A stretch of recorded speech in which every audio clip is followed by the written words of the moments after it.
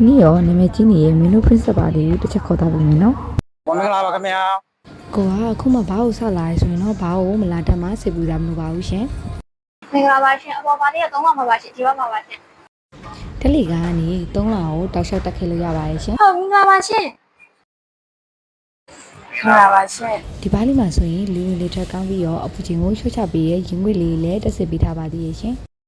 ဘာဖွင့်ချိန်လေးကတော့နေ့လယ်3နာရီကနေပြီးတော့ည7နာရီထိဖြစ်ပါရဲ့ရှင်ဒီမှာဆိုရင်ကတော့သူကတပ်ပုံရိုက်စရာနေရာရင်းနဲ့လုံးဝကိုရှူကင်းလာပြီးတော့စကူ relax ဖြစ်စေတဲ့နေရာတွေလည်းအများကြီးပါဝင်ပါတယ်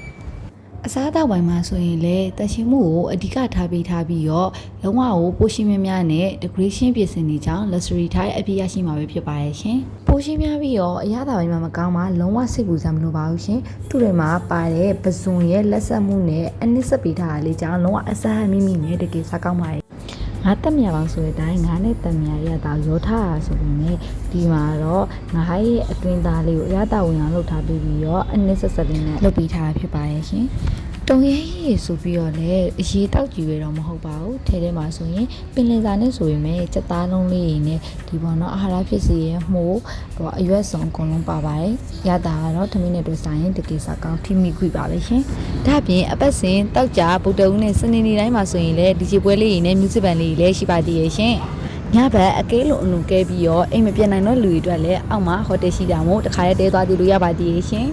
မင်းတို့ရဲ့ resort တော့ပါလေးကိုတော့ hotel ride ဒီပါရဲ့3လမှာဖွင့်လှစ်ထားပြီးတော့လက်နက်မလီကတော့88လမ်း30မလီပူတာကြီးနဲ့ကလက်တွင်းဖွင့်လှစ်ထားပါရဲ့ရှင်။